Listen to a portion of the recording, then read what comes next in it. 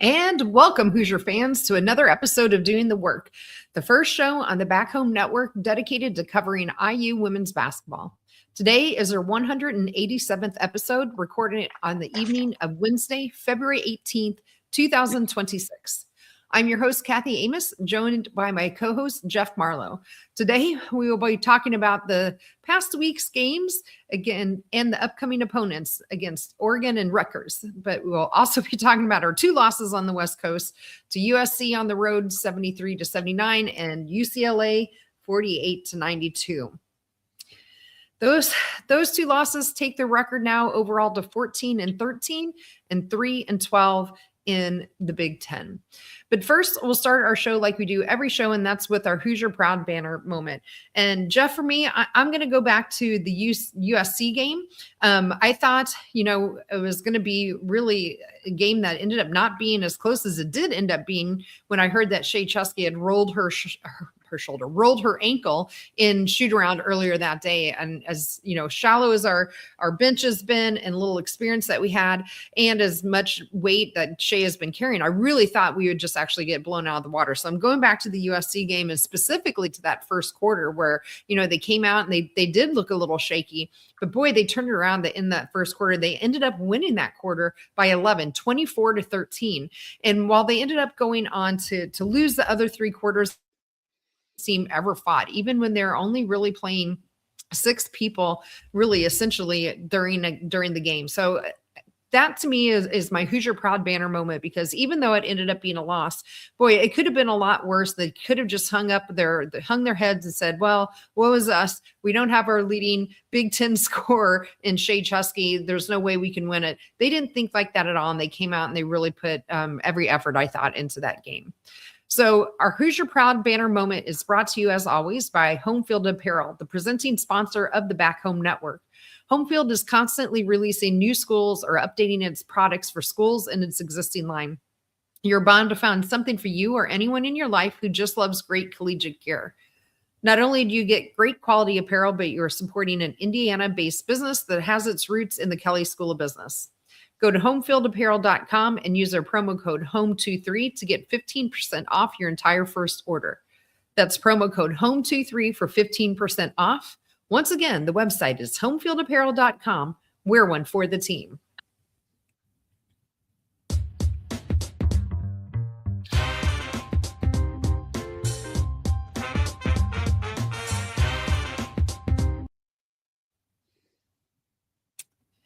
Well, Jeff, this would normally be where we have any news, but I couldn't really find much that happened from last week. Unless you have anything, we can go straight to Marlow's musings.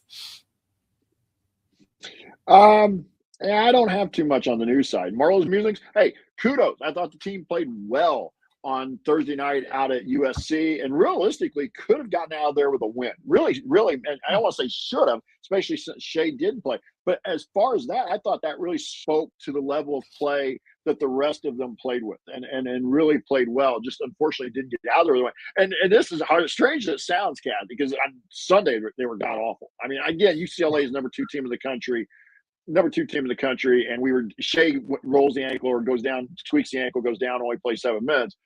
But they were never in the game. They really weren't. They were never in the game from early on. I missed the first couple minutes, but it was already like 12-4 by the time I started watching, and it didn't get any better, folks. It didn't get any better. Nope. So just chalk that up. Tough game on the road against a veteran team, one of the two best teams in the country. But I would have liked to see a little more fight from them. And so that was something that concerned me. But funny thing is, during that USC game, all of a sudden in my head, Kathy, I was thinking, wow, if we can pull this off, beat USC on the road, it would have been a quad one win. Then let's say we win these last 3 games. Now you finish 7-11 in the league, and maybe win a game in the Big Ten tournament. Now you at least play maybe yourself back into a bubble team. That I think that went out the window with the loss on Thursday night. I just don't see a way to get back there. But a win over a USC team on the road and then finish out basically winning 7 in a row in the league, it would have, or seven out of 8, it would have put you into the conversation a little bit with how strong the Big Ten is, especially if you could have won a game or 2 if you win in the Big Ten tournament. So that's where my mind was watching that game on Thursday. I was like, wow, this for all the flaws this team had or has, all of a sudden you can play yourself at least into a bubble conversation, because there are going to be other teams in the SEC and places that are going to be 7-11. They're going to be in that discussion. Yeah, I don't think 6 and 12 can get you there. I don't think 6 and 12 can get you there. So those were my musings I had a little bit, especially that one. Kind of started dreaming. Yes. Yeah. And especially, I don't think we have any quad 1 wins this year, do we? Not that I know of. Yeah, I don't think so either. I think any of our non-conference wins have kind of fallen off in terms of a possibility being a quad 1. So Jeff, let's just go ahead and jump to game recaps. We'll probably spend the bulk of our time tonight talking about the USC game. So we'll just go ahead and start with that again. Ended up only losing by 6 points in that game, 73-79. But overall, what were your overall impressions from the game? I know you talked a little bit about how much you thought they showed a lot of fight, but do you have anything else, any specifics you want to talk about from that game? Kind of a tale of two. The first half was a tale of two quarters, Kathy. We've talked about this before. Yeah. Got off to a really hot start. Again, Shea didn't play at all. Didn't play a lick. And got off to a really hot start. They were up 24-13 in the first quarter. Then USC made a run, especially late in that second quarter. It was kind of still a 7-8 point game.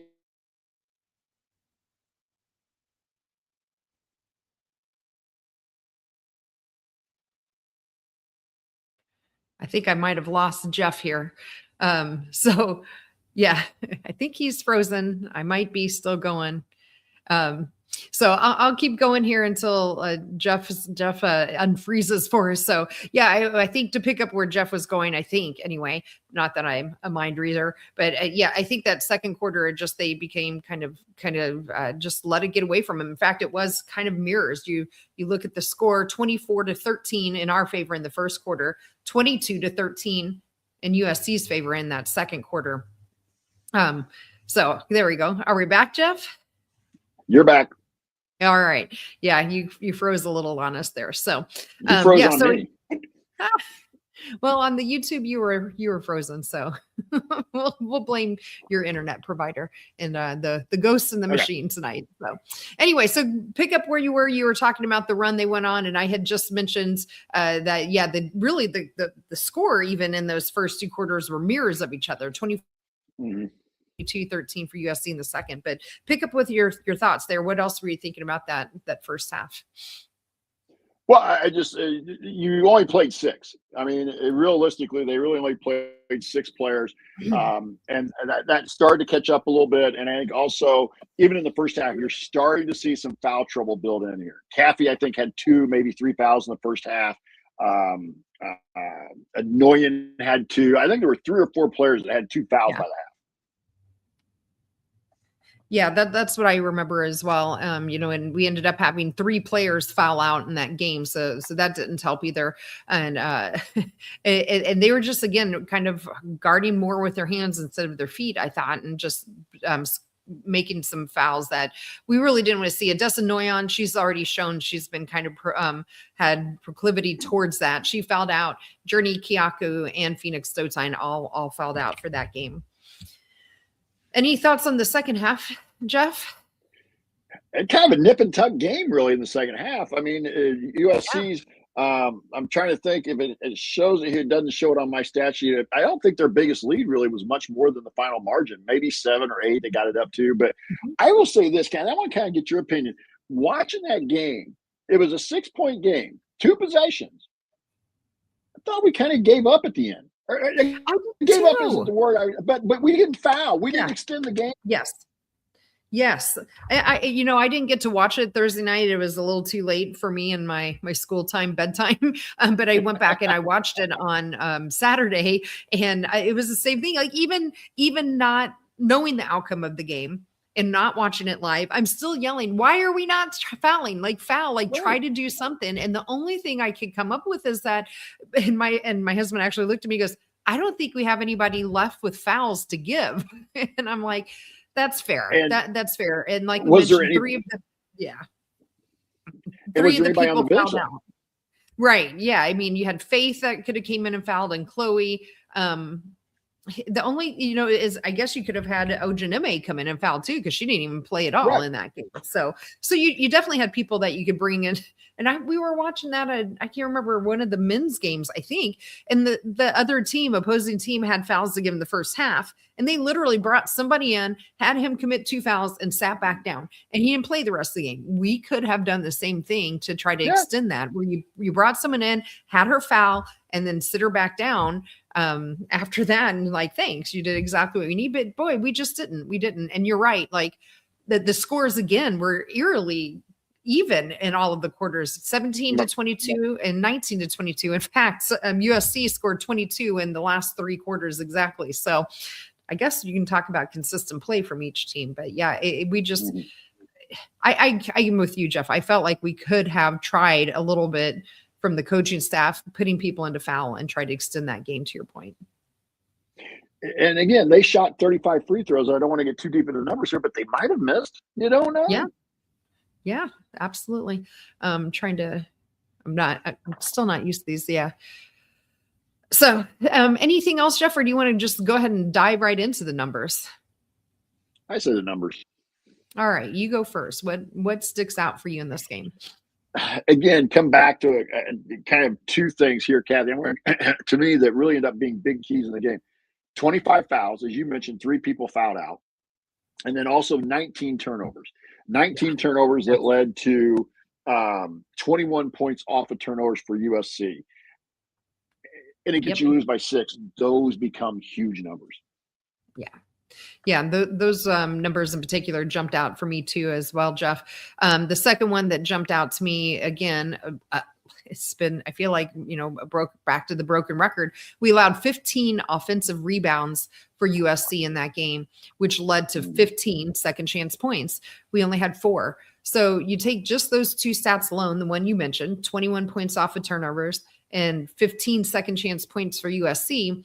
So you're looking at, 21-9 in the points off of turnovers and 15-4.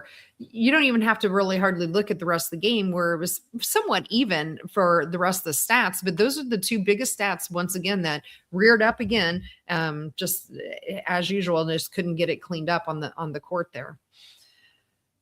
What else do you have? Positive for me here, on the road, shot 48%. I can live at that number. I really can. Shot 42% beyond the arc without your best 3-point shooter. So, again, the shooting numbers weren't the issue. The issue showed up in the things you're talking about: offensive rebounds for USC, fouls, turnovers. Yeah. And along that same lines, I thought, we did a nice job shooting 3 ball, 42%, 8 of 19. That's a really great number, especially on the road. And we needed every bit of that. And obviously it didn't quite work out, but we only allowed USC to shoot 3 of 19 for 15.8%. So, it was, again, just, we didn't force the turnovers, 19 for us, and turnovers 8 for them. So I just, again, and then you're without your best player, your top scorer. But, Jeff, with that in total, and we'll get into game balls and all of that, because I think you can go a lot of different ways. And of course, there's only 6 players that essentially played. I know that technically 8 made it into the scorebook, but Faith Wiseman only played 5. Chloe Spreen only played 1 right at the end. Right. Phoenix Stotine did do a nice job, I thought, coming off of the bench and giving us 20 minutes to help at least rest some of the players. But you had 4 of those 5 starters with double-digit points, and then Journey Kiaku, making her first start, almost had double-digit at 9. And so they knew, I think maybe that was part of it too, between this game and the UCLA. They knew Shea wasn't going to be in this game. I think they were mentally prepared for it, versus UCLA. They thought she was going to be back. She rolled her ankle, and you're already playing the number 2 team on the road. And I think maybe the air went out of that balloon real quick. But back to the USC game.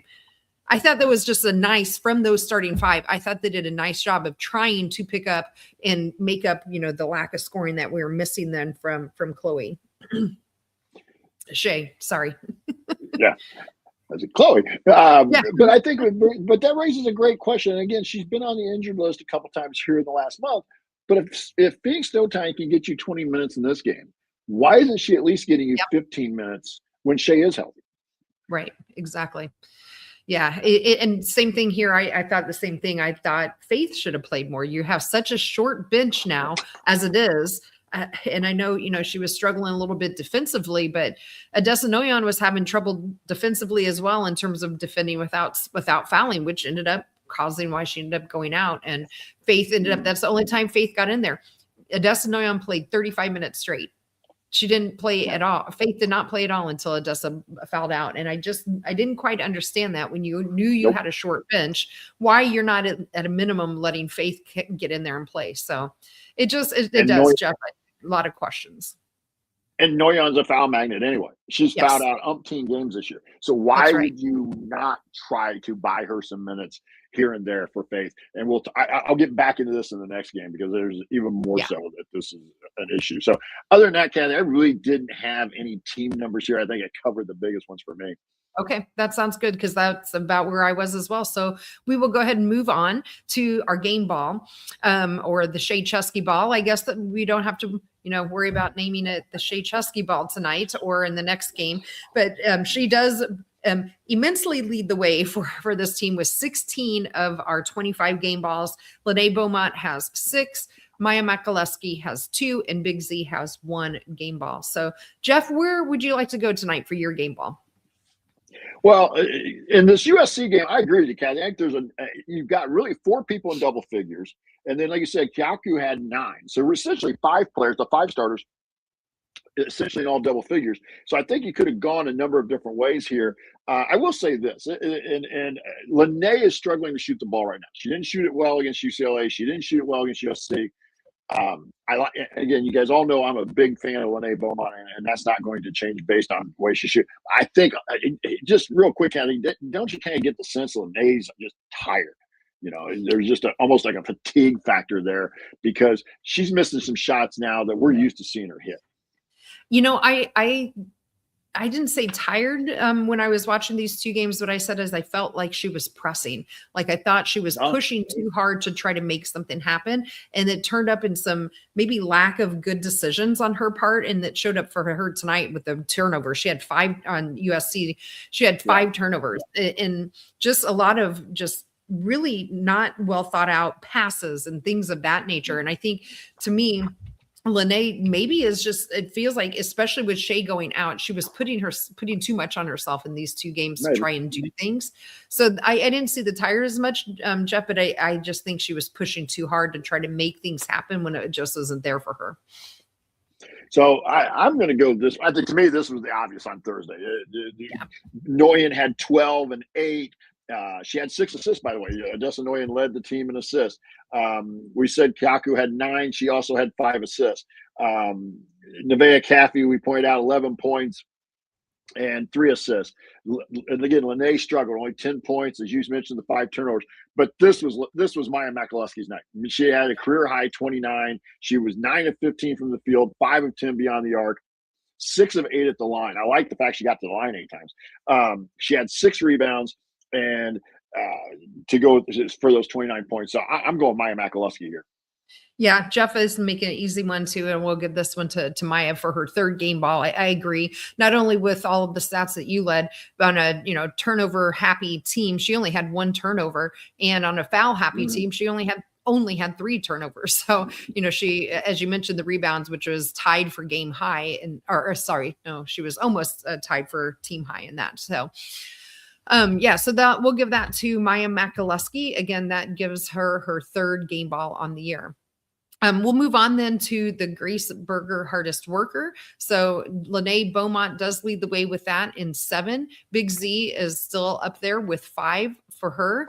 After that, we have Nevaeh Caffey with 4, Shea Chusky, Maya Makaleski with 3, Odessa Noyan with 2, and Phoenix Stotine with 1. Jeff, who would you like to go to? I think you go a couple different directions here. I know in my head who I finally landed on, but what about for you? Again, talking about Lene a little bit, 10 points. I failed to mention she did have 5 rebounds, but the 5 turnovers, I think, just kind of eliminates her from here. We talked about Kyaku. I'm going to go with Noyan here, though. She's 5 of 9 from the field, 2 of 2 at the line. She had a team-high 8 rebounds, a team-high 6 assists to go along with those 12 points. So I'm going to go with Odessa Noyan here. Yeah, I had it between Odessa and Journey Kiyaku for me, Jeff, and I landed on Journey Kiyaku for this one. She ended up starting, like I mentioned, in her first game. She played 30 minutes in that. She had 5 assists in that game. And I thought she only had 1 turnover as well. I didn't think she really pressed it. She made a 3-pointer, which we haven't seen a whole lot from her. She was 1 for 1 for 3, 3 for 6 from her, and 2 for 2 on the line. In addition, she contributed 6 rebounds as well. And so for me, I went with Journey Kiyaku. So we will throw it here to our workaholics, and we have 1 vote there for Journey as well. So Jeff, if that's okay with you, we'll give her, I think that's her first hardest worker award this year. Yes, it is. All right. Before we leave it though, Jeff, any last thoughts on the USC game? No, I think that I've said everything about USC I can. Okay, let's go ahead and move on to UCLA. This is just, like you mentioned, an ugly game. My overarching thoughts, Jeff, and I know you have some too, and then so I'll throw them over to you next. But for me, I think just in terms of the game, I really did not expect us to see Shea Chesky out there. After we knew she already had been wearing a compression sleeve, and we knew she rolled her ankle then and shoot around. I really didn't think that we would see her at all. And so, to be honest, I was actually disappointed to see her out there starting just a couple days after she hurt her ankle. And sure enough, about 2 minutes or so into the game, she ended up rolling that ankle once again. Yeah, I guess it was more than that. She ended up playing 7 minutes. But it just, that game was just not going to be a game that we were going to be able to keep up with UCLA, in my opinion. They had way more experience, size, athleticism, and talent than we were going to be ever able to keep up with in terms of this year. And just again, if you look at their starting 5, UCLA starts 2 grad seniors and 3 regular seniors. Just their starting 5 alone, in the athleticism of them, it tells you why they're number 2 in the country, and we just don't have the firepower to keep up with them. So overall, this was just a game. It looked bad on paper, and it kind of played out that way in reality. So those are kind of my quick thoughts. But what's on your mind about the UCLA game? Well, I wasn't necessarily shocked. I think Shea's a gamer. She's gonna want to play, and I'm sure she felt up to it. I felt, maybe the team, maybe the coaches could have sat her for another game, but you're probably going to defer to your senior who wants to get out there, and I'm sure the medical staff at least cleared her. So I'm sure they did. Yeah. But I'm just saying, I didn't have bigger problem with that. I want a kid that wants to get out there and play, and I want to with that because but this is a game that really boiled down to one thing: size. And if you look at the stats, and I don't want to get too deep in the numbers, but this is a striking one. Indiana only had 13 turnovers. But 13 turnovers for this team has been pretty good. Excuse me. Yeah. But UCLA had 30 more shots. Think about that. In a 40-minute game, they essentially were getting about 1 more shot per minute than Indiana, because we allowed them, and I use that term loosely, they were able to get 23 offensive rebounds for UCLA. Yeah. Now, part of that was our lack of size. Part of that's one thing. I'm gonna get into the numbers a little bit with our depth, but you cannot let a team have 30 more shots than you. Yeah, I agree, Jeff. The other thing that was, I guess, disappointing to me is, again, this game was well out of hand by, like you said, really the first quarter. But by the time you get into the third quarter, definitely into the fourth quarter, why are we not playing, again, some of our bench more and sitting and resting some of our starters? We had three players all play 36 minutes or more. Nevaeh Caffey, Lene Beaumont both played 36. Maya Makaleski played 38. This is saying Odessa Noyan only played 9, but I don't think that's right. But regardless, you had three main. Right. Is it that she only played 9 minutes? Did she foul out that quick? She fouled out that quick. Oh, geez. Oh, my God. I thought I was just looking wrong. Like, this can't be right. Oh, yeah. I do remember. I knew she fouled out pretty quick. I just didn't realize it was that bad. Anyway, sorry. Yeah, so we'll just do notable numbers and stuff. But the 33 players, again, of your starters that are playing 36 minutes or more in a complete and utter blowout. Why are we not trying? And then Chloe Spring didn't even play at all. No. I just do not understand why we just seem so like dead set on continuing to ride our starters like this year after year and game after game this year, especially in games like this when they're so completely lopsided. And again, this game is lopsided, like you said, but Odineme gets 17 minutes in this game. Didn't play at all in the USC game. Right. There's a lot of things right now that are making the average fan scratch their head and be like, what's going on to a certain degree? And then again, this game, because I think Chesky got hurt, but Stotine gets 24 minutes. And again, blowout game, so maybe the minutes go up a little bit.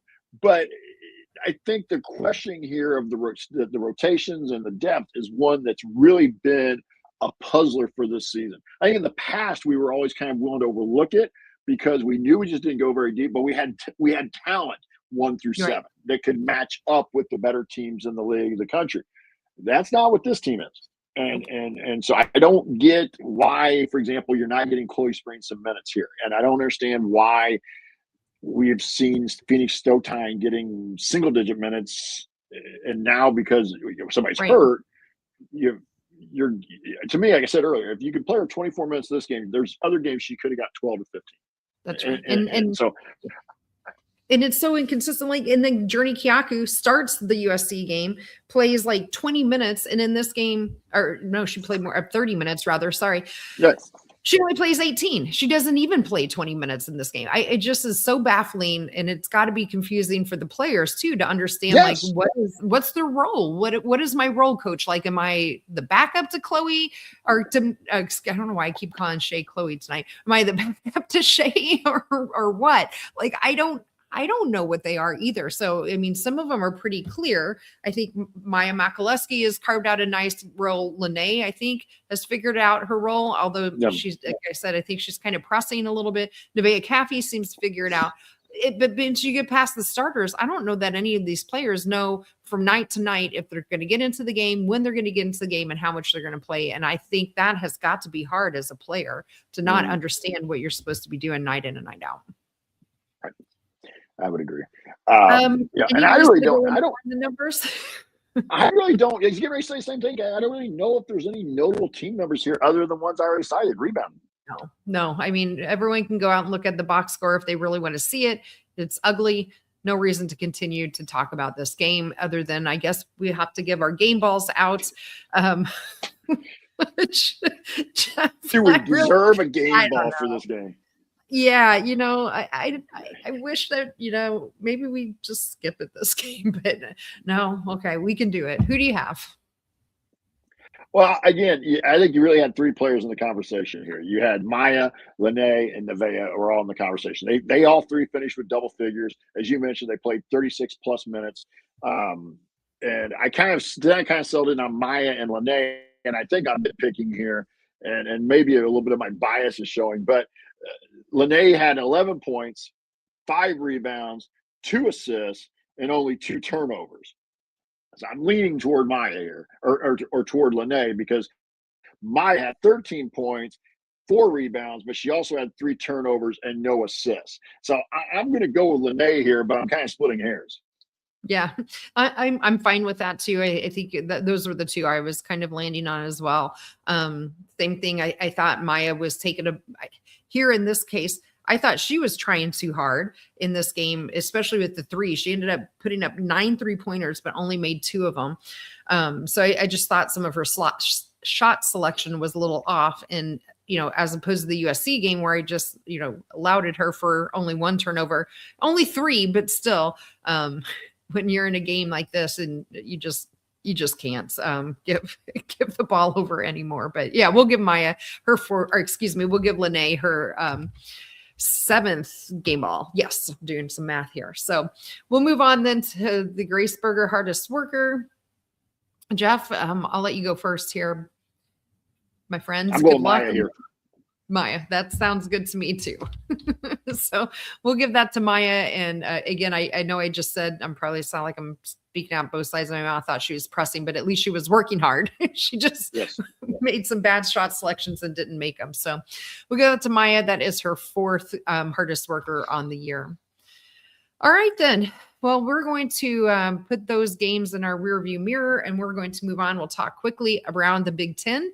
So some of the games that happened between last Wednesday when we had our podcast and tonight, UCLA on February 11th, Wednesday, the 11th, went into Michigan State, who is number 13 in the country, and just really demolished them as well, 86-63.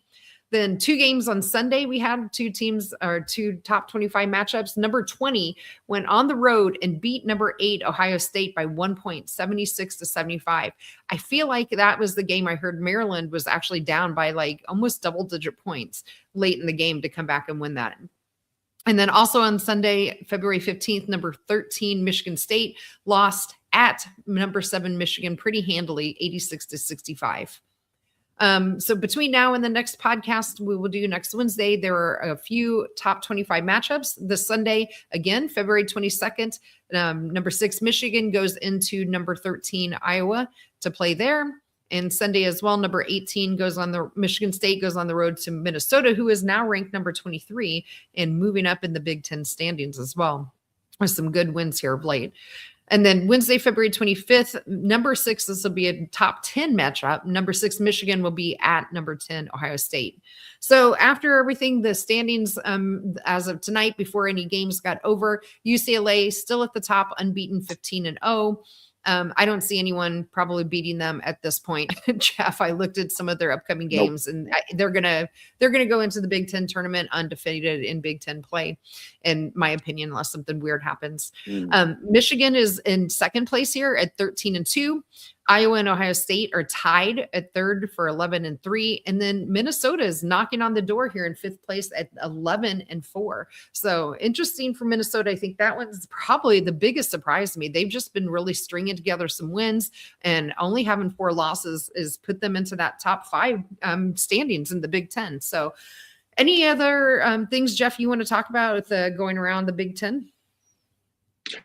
No, the league's competitive, especially at the top. You see a Maryland team that, to a certain degree, has almost underperformed. I know they've had a little bit of an injury, but still, I think everybody expected Maryland to be higher up. When we say, in fact, they're not even in the top 5. I was looking real quick. Maryland's 9-6 in the league, and they I guess be 6th, but everybody was talking about them being in that top 2 or 3, and they had to a certain degree kind of underachieved.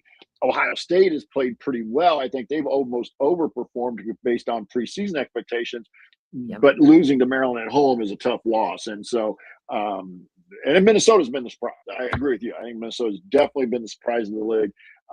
And so and I like seeing teams like that. I like seeing teams that have been kind of struggling move their way up into the league.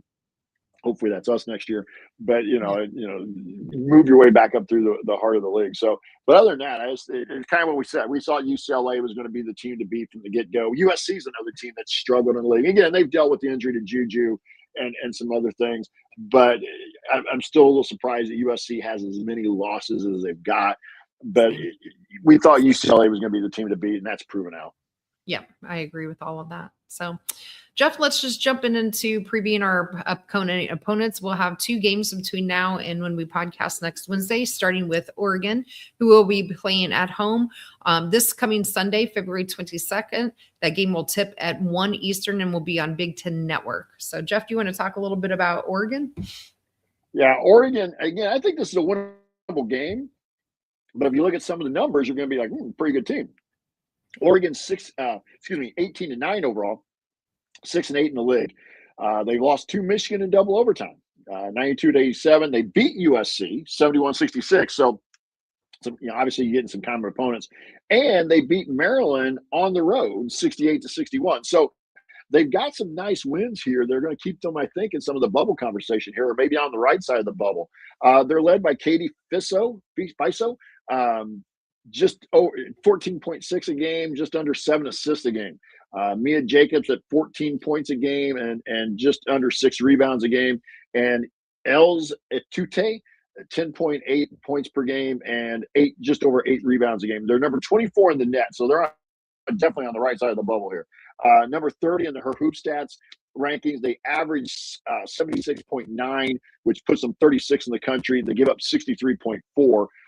Their field goal percentage of 46.2 is 27th. So it's a very good shooting team. They are 26th in the country beyond the arc at 35.5%. They rebound okay for an IU team that doesn't rebound, but Oregon is +1 and just plus 1.4 in rebound margin. So they're not a dominating rebounding team. Yeah. Yeah. So Jeff, putting these numbers together, what I saw is they're just kind of mid 160 mid-ish range in most of their defensive numbers. They look really good offensively.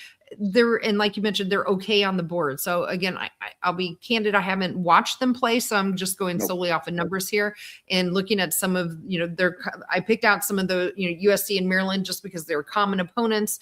They beat USC, but only by 5. And we just played them tough without our best player.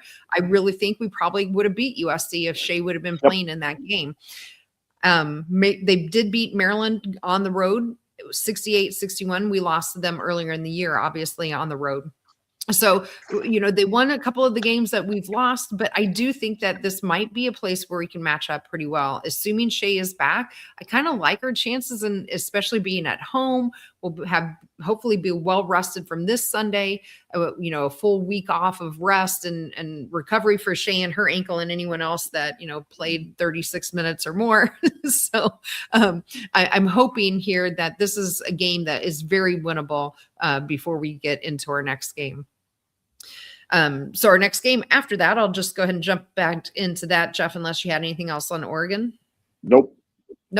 This next game after Oregon is absolutely a game that you really, really should win. This is Rutgers. I know it's on the road. It's away Wednesday night, February 26th. That game will tip off at 7 Eastern on Big Ten Plus. But Rutgers is 9-17 overall and only 1-14 in Big Ten play. This is definitely a team that we should be able to come in and win this game. They have 3 individuals on their team that are scoring in double digits. Nene Nadaye, 15.2 points per game, 5 rebounds per game. Imani Lester, 11 points per game and 5.5 rebounds. And Zachariah Perkins is averaging 10.7 points per game. Overall, as a team, they're 150th in net, 169th in her hoop stat. They only score 57 points per game. That's 325th in the nation. And they're allowing 67.2 points per game at 251st in the nation. So in other words, for the math, for those of you not being able to see it or follow along, they are being outscored by an average of 10 points per game in the games that they've played this year. They shoot 36% field goal, which is 336 in the nation, and 29.2% from 3, which is 250th. They are also getting out rebounded, 2.2 rebounds per game. So again, Jeff, this is a game, not just on paper, but the eye test tells me this is a game we really should go in and win.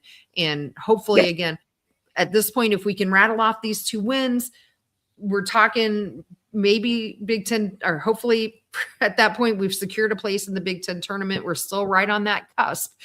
So we really can't afford to lose any of these last 3 games going down the wire here. Mm-hmm. But what's your overall thoughts about the Rutgers game, or just in general with the theme of those 2 games?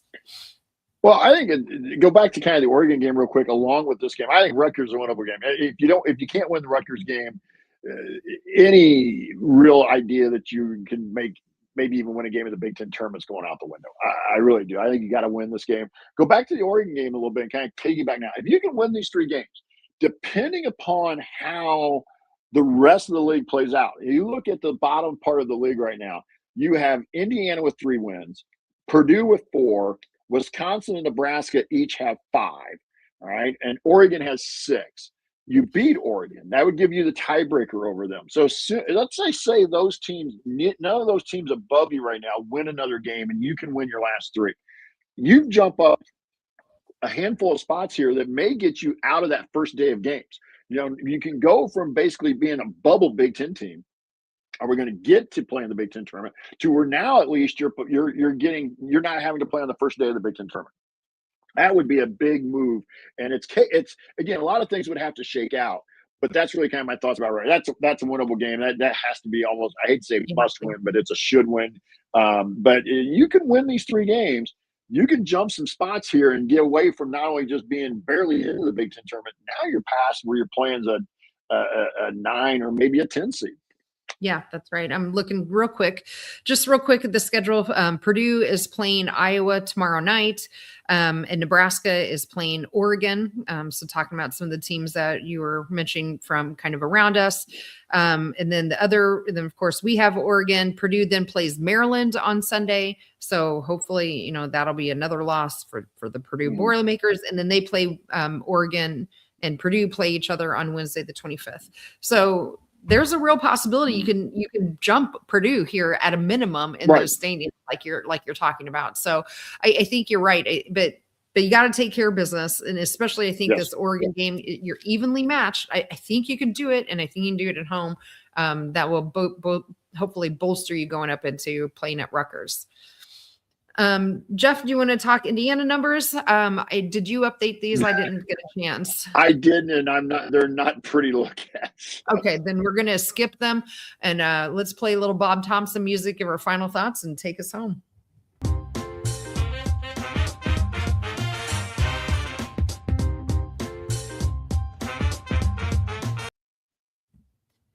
So Jeff, as our co-host tonight, I'll kick it to you first to give your final thoughts. Then I'll wrap us up. Tale of 2 games here on this road trip. We knew it was going to be a tough road trip even before the season. Knew it was going to be, and then as we got into the Big Ten season, like, wow, this is really going to become. But kudos to the way they played without Shea on Thursday night against USC. You just got, as bad as it was, and it's still kind of in my brain, you got to let that game on Sunday go. Let it go. It was a terrible loss, got blown out, but you got to forget and let it go and be ready to play against Oregon on, coming up this weekend.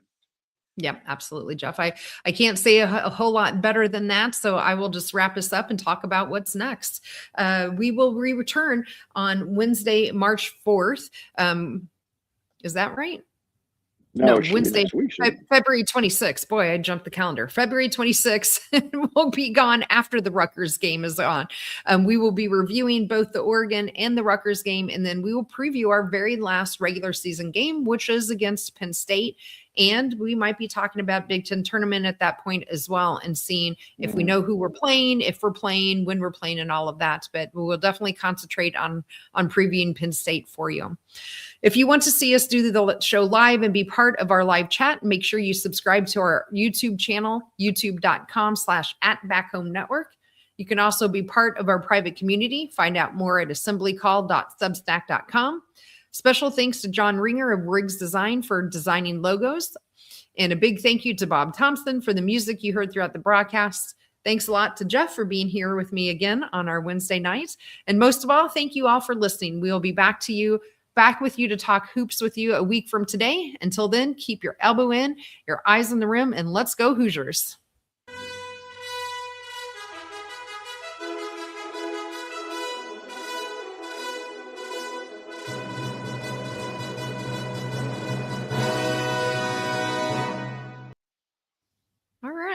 Great job, Jeff. Nice show.